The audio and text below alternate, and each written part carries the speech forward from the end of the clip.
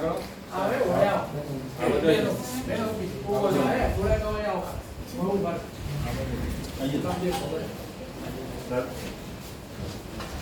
દાહોદ તાલુકાનો સિગવડ તાલુકાની ચોરણી ગામની પ્રાથમિક શાળામાં તારીખ 19/9/2024ના રોજ ઘટના બની છે. ઘટના એવી છે કે 6 વર્ષથી બાળકી જે પહેલા ધોરણમાં ભણતી હતી એ સ્કૂલે જવા માટે રોડ ઉપર ઊભેલી એની માતા સાથે એ શાળાના આચાર્ય ત્યાંથી ગાડી નીકળ્યા. આચાર્ય કીધું કે મારી ગાડીમાં બેસી જતો, બેસાડી દીધી.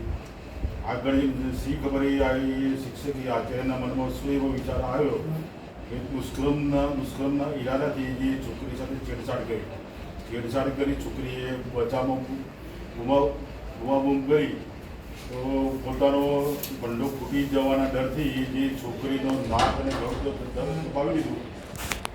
એ છોકરી બેહોશ થઈ ગઈ.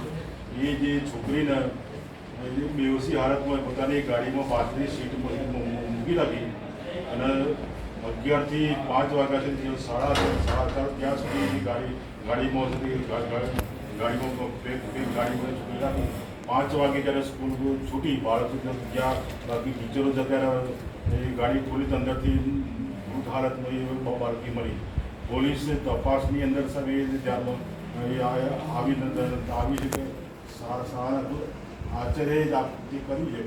ત્યારે સાહેબ અમારા સૌની માગણી એવી છે કે આમાં પોલીસ તરફથી તટસ્થ ઊંડી તપાસ થાય અને જેમ બને એમ જલ્દી આની સામે કાર્યવાહી થાય. ફાસ્ટ ટ્રેક કોર્ટ દ્વારા જેમ જલ્દી જજમેન્ટ આ જે નરાધમની ઉપર સખત કાર્યવાહી થાય, ફાંસીની સીધી સજા થાય. ગુજરાતની અંદર આવું જે કૃત્ય કરનારા માટે એક દાખલો બને એ પ્રકારની સજા થાય એવી રીતે માગણી છે. માનનીય મુખ્યમંત્રી છે ને ગૃહમંત્રીના નામે આવેદનપત્ર આપ સાહેબ મારફતે મોકલવા માટે આવ્યા છીએ.